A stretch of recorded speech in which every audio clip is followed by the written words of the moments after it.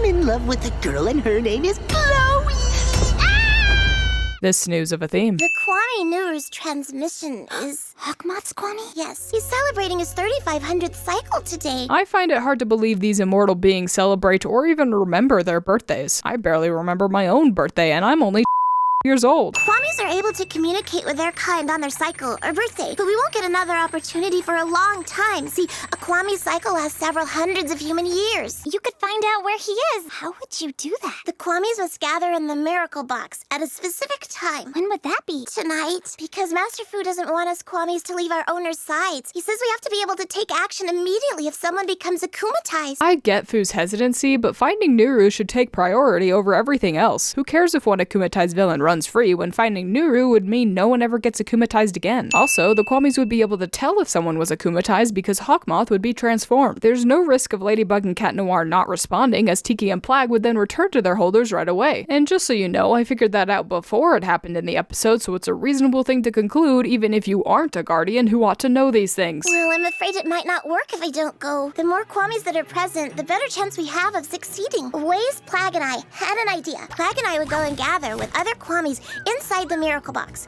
Waze would stand guard. And he'd let us know right away if anyone becomes akumatized. This plan would mean Waze has to sit out on the summoning, so in the end, there's only one extra Kwami to participate. I don't know how Kwami magic math works, but I highly doubt one Kwami would make that much of a difference. But of course, in the end, they need all the available Kwamis in order to make this work, but that's less to do with logic and more to do with tension building, so I still call bull on this. Far be it from me to question Kwami lore. No, wait, that's literally my job. In that case, I have to point out that this whole concept is stupid. Why would this cycle contact ritual even exist? Think about it. If the creators of the Miracle Box wanted a way to find lost Miraculouses, why would they make it this complicated? They can only attempt this once every couple hundred years, far longer than the typical human lifespan, so it's completely worthless to the holders. You might assume it's part of the Kwami's magic, but if that's the case, why would it require the man-made Miracle Box? Also, the Kwamis, before they became known as Kwamis, were concepts, and they wouldn't need some ritual to be able to contact each other, nor would they measure their age in any unit of time. This is 100% just random nonsense the writers threw in here to get our hopes up and has no actual place in this world. And the worst part of this is, it's not even helpful. This is all just a waste of time. I am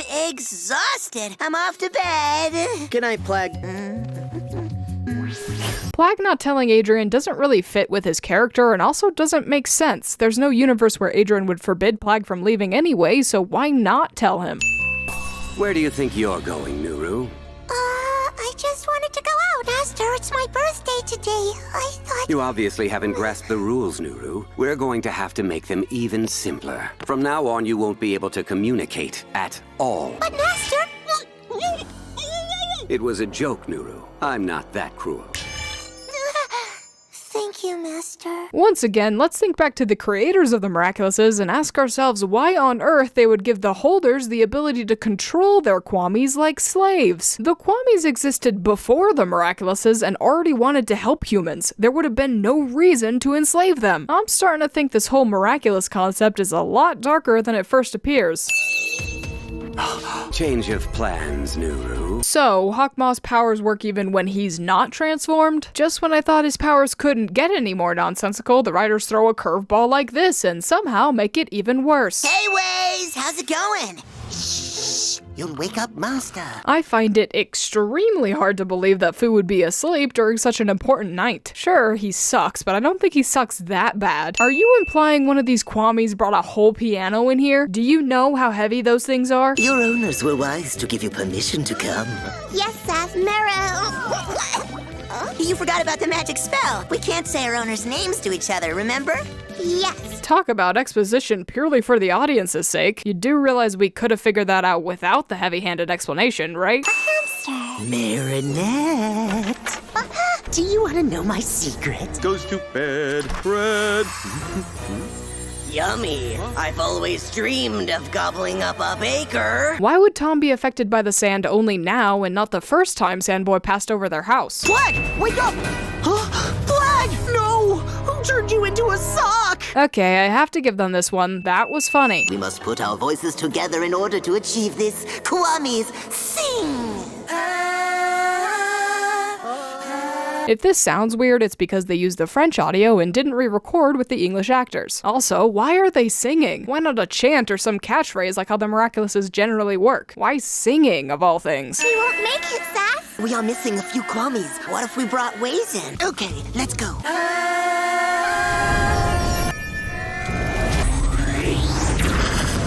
Once again, I have to ask why this ritual is so complicated. It takes place in the Miracle Box, so it must have been designed by the creators of said Miracle Box, but why like this? Why does it specifically take 17 Kwamis and not 16? And if they've done this before, which they must have in order to know that it's even possible to begin with, wouldn't they know exactly how many Kwamis are required to power it? Why can it only happen on specific days? If they had the ability to make this possible, why not make it doable whenever they need it to locate a lost Miraculous? This is the problem with having such a loose magic system. Technically, you can say whatever you want and make it canon, but in the end, it will only bring more questions than it answers. What Quick, Master, don't stay here.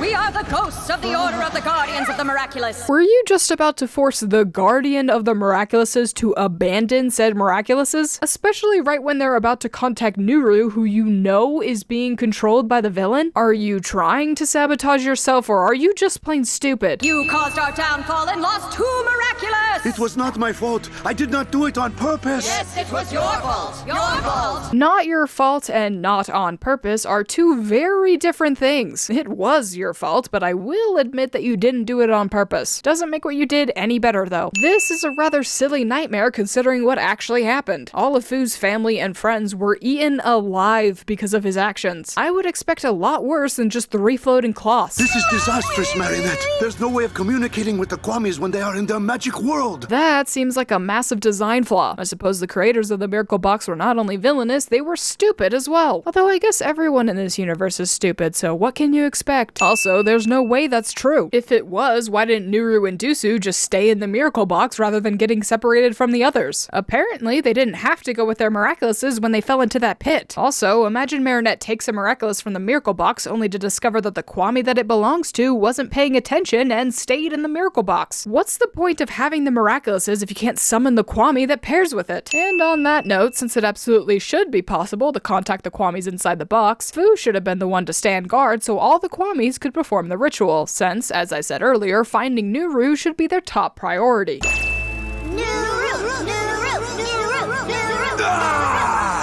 What is that? That's not Nuru. It's Hawk Moth.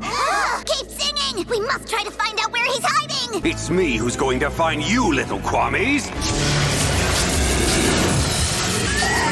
His will is so powerful. We must cut off all communication. Hawk Moth is trying to track us down.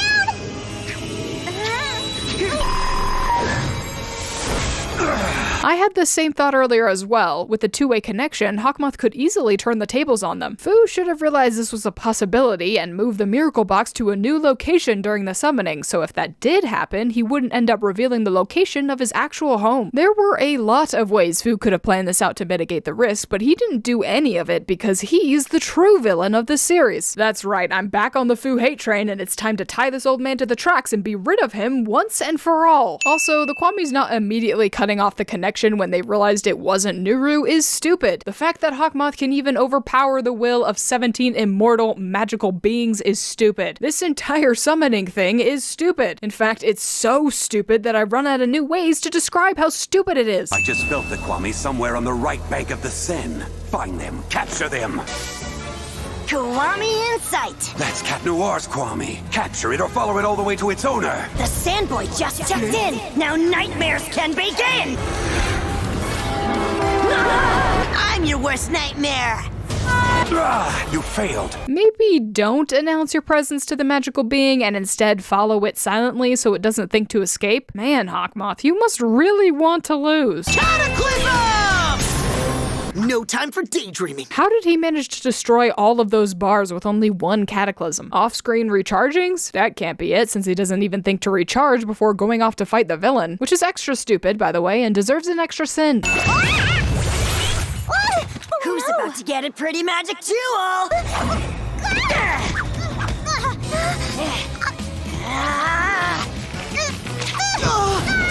Cat Noir, why have you just been standing there watching this whole time? Why is Sandboy struggling so hard to reach the earrings? Why do I even try to make sense of the show anymore? Sandboy just stepped in. You still have your powers. Losing mine is not what I'm afraid of. Cat Noir! Bad kitty! I'll never love you! I've always wanted to get rid of you! I do like the psychological aspect of this episode, showing what they are most afraid of as their civilian and superhero selves, so I'll take a sin off even though this episode is a complete mess. Let it be known that I am not completely heartless. So they're screwed, right? With the plot-armored ladybug after them, there's no way they stand a chance. Unless, of course, Hawkmoth's magic can't replicate the writer's favoritism. That was a rhetorical question. Of course the real ladybug's plot armor wins out in the end. Lucky Charm! Ladybug, I'm about to transform back. Any ideas? Looking now! Why would a lucky charm, even a dream one, be capable of breaking? Now, if Cat Noir had used his cataclysm on it, that I would understand, but like I mentioned earlier, he didn't recharge it even though he definitely had enough time to. In order to manifest people's worst nightmares, Sandboy's power would have had to read their minds, right? And despite casting that magic on Ladybug and Cat Noir in both civilian and superhero form, he still wasn't able to read their minds enough to know who they are? Why can't Hawkmoth just make a supervillain that straight up reads everyone's mind? Oh wait, no, that's already his superpower, and yet for some reason he can't even tell Cat Noir lives in his own house. Hawkmoth's magic is both limitless and extremely limited depending on whatever the plot calls for, and it's extremely aggravating. I watched a movie on TV. It was kind of scary. And then I went to bed and I had a really bad nightmare. I woke up and there was a black butterfly in my room and a weird man spoke right in my face. In your face? I think he probably talked in your head, no? Unless you're implying you could see him. There's no way that's how akumatizations have worked this whole time, right? He fed off the negative emotion from a nightmare. That's what happens when you let kids watch anything they want on TV. That's a weird thing to say. Nightmares happen regardless, so maybe we should blame Hawkmoth for being weird enough to take advantage of a child instead of the poor kid's parents. It's all my fault, Master. No, it's mine. No, Marinette, it's my fault. Yeah, that's true. It's their fault. Why was Cat Noir not invited to this meeting? Sure, he didn't know Plague was going to sneak out, but the whole reason they snuck out in the first place is because Fu didn't want them separated from their holders, but now it's suddenly perfectly fine for Plague to be away from Adrian? I thought you had finally decided to tell Adrian everything back in Siren. Was that all a lie? Of course it was. We all know Fu doesn't care about Cat Noir at all and prefers to put all of the pressure on Ladybug. I've said it once and I'll say it a million times more. Fu is the real villain of this series. Next time, come and talk to me. It kinda seems like they did, and you said no. Why would anyone rely on you anyway when you're the reason this is all happening in the first place? Now I know that they're close, and that there are many of them, and Ladybug and Cat Noir won't be able to stop me ever again! That was weirdly abrupt. Ran out of airtime, eh? Let's recap. What did the heroes learn? Nothing? Alright, but what did Hawkmoth learn? That there's a lot of Kwamis and that they're nearby? But he already knew that based on Reina Rouge and Carapace's appearances. So let me get this straight. Nobody learned anything new in this episode? This filler episode is trying to disguise itself as a plot-relevant episode and failing miserably? That's actually so on brand for Miraculous that it hurts. Sandboy just checked in. Now nightmares can begin. The Sandboy just checked in. Now nightmares begin. The Sandboy just checked in. Now nightmares can begin. The Sandboy just checked in. Now nightmares Master, wake up! The Sandboy just checked in. Now nightmares can begin. The Sandboy just checked in. Now nightmares can begin. You won't be able to fight your worst nightmare for long! Depending on what the this plan would win blah, blah, blah, blah, blah, blah, blah. Granny like a gold digger but for chicken plushes. All right, listen, I didn't want to have to do this, but you leave me no choice. Here comes the smolder. Flag! No! Who turned you into a Stinky sock? Why are you running? Why are you running?